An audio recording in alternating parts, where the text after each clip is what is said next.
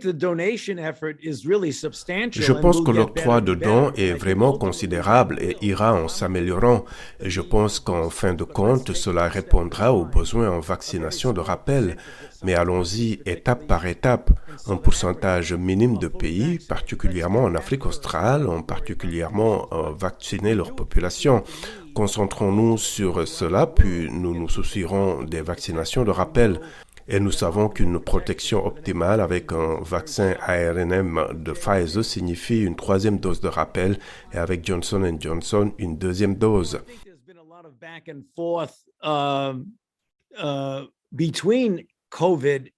Il y a eu beaucoup d'échanges au sujet du Covid et de VIH et des leçons que nous avons apprises du VIH et qui peuvent être appliquées au Covid et des choses apprises avec le Covid qui peuvent nous aider avec le VIH.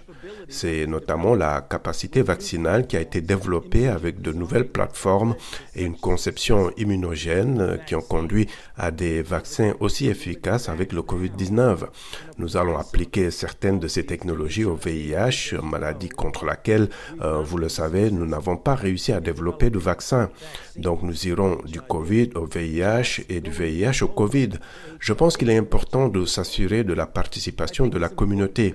En ce qui concerne particulièrement les disparités en matière de santé, une des choses vraiment problématiques dans notre pays, c'est que les Africains américains et les Hispaniques ont une probabilité élevée d'être infectés. Lorsqu'ils sont infectés, ils ont une forte probabilité d'une issue grave et cela est dû à certaines des comorbidités sous-jacentes qui sont beaucoup plus répandues dans la population africaine-américaine et hispanique telles que le diabète, l'obésité, l'hypertension, les maladies rénales, les maladies pulmonaires chroniques. Ainsi, les leçons que nous avons tirées à la fois du VIH, où il y a clairement des disparités en matière de santé, et du Covid-19, c'est que nous devrons peut-être nous rappeler notre responsabilité à nous attaquer aux déterminants sociaux de la santé.